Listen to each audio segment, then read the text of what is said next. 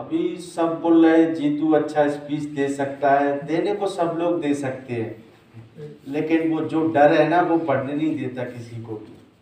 क्योंकि आप लोग मेरे से भी ज़्यादा सीनियर हो, मेरे से ज़्यादा भी नॉलेज है, लेकिन यहाँ आने से डरते हो। किसी भी चीज़ में डरना नहीं चाहिए। हो सकता है थोड़ा ऊपर नीचे होगा, किसी से बेस्ट ना कर पाए लेकिन कुछ तो कर पाएंगे।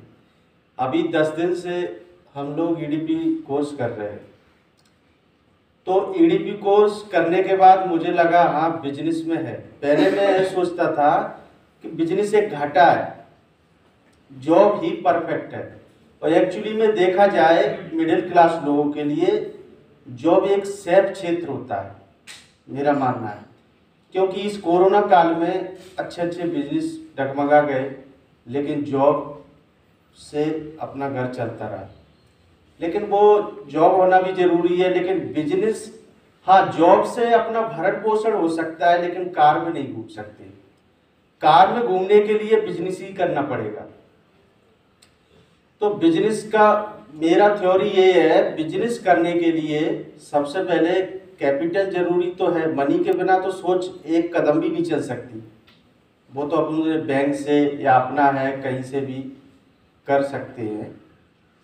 सबसे बड़ी बात है बिजनेस के लिए गुस्सा नहीं होना चाहिए अंदर, क्योंकि गुस्सा अंदर आपके है तो बिजनेस में कभी सक्सेस नहीं हो सकती।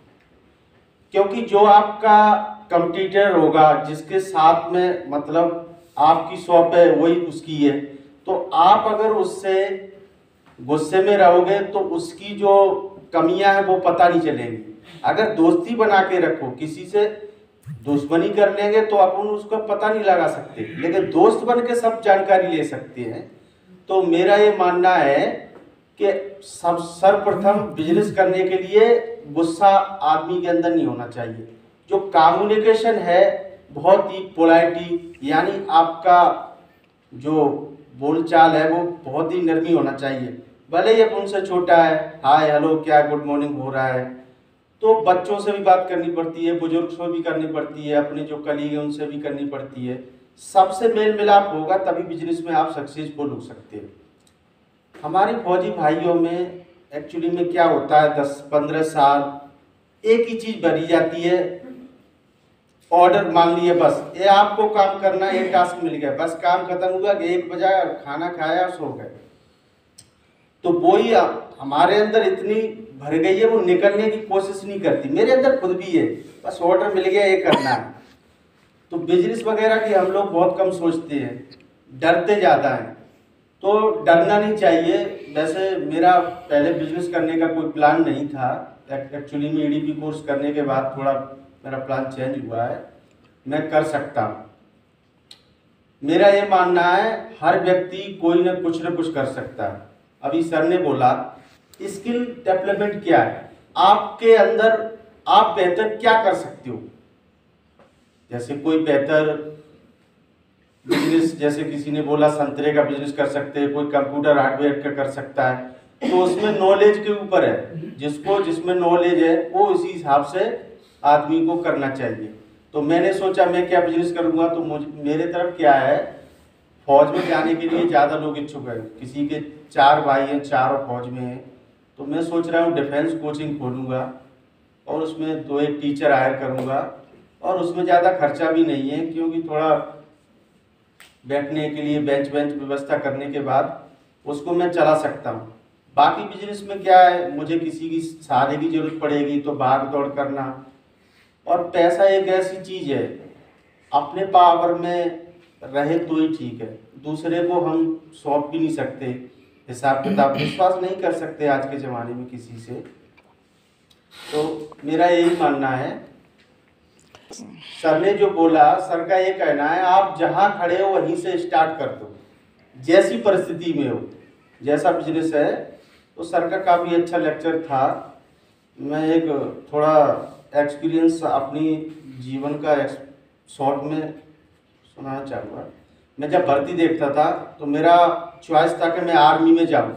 मेरा थोड़ा हाइट कम था, तो मैं अपने ग्वालियर रैली में गया भर्ती देखने के लिए। तो एक्चुअली में बाहरी हाइट लगा देते हैं, तो वो 72 लगाई। हमारी 165 थी। ऐसे करके उसने फेंक दिया मेरे को बाहर, हट जाओ, साइड से हो जाओ। तो मैंने कहा अब ये अंदर ही नहीं जा रहा है तो रनिंग कहाँ से करेंगे।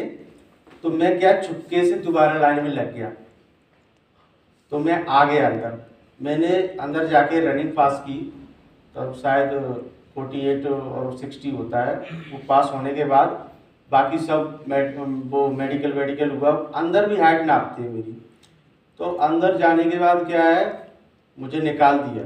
मैंने काफ़ी रिक्वेस्ट की, बोला बेटा आपका वेट वजन कम होता चलता है लेकिन हाइट है ये सबको दिखती नहीं हो सकता। तो मैं थोड़ा हताश हो गया। फिर मैं प्राइवेट जॉब के लिए चला गया दिल्ली। वहाँ हम सिक्योरिटी गार्ड में लगा दिए। सिक्योरिटी गार्ड की नौकरी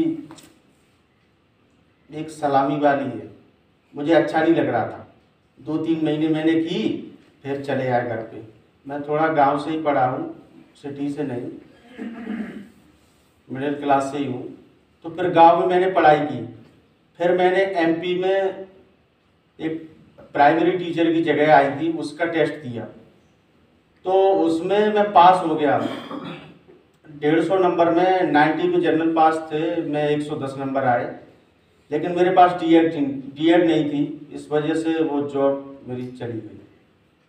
फिर मैंने नेवी में फॉर्म भरा। नेवी में फॉर्म भरने के बाद उसमें क्या है, परसेंटेज जैसे 10th 12th में उसी के हिसाब से कॉल लेटर आता है वापस। तो मेरा कॉल लेटर आया, मैंने मुंबई में एग्ज़ाम दिया।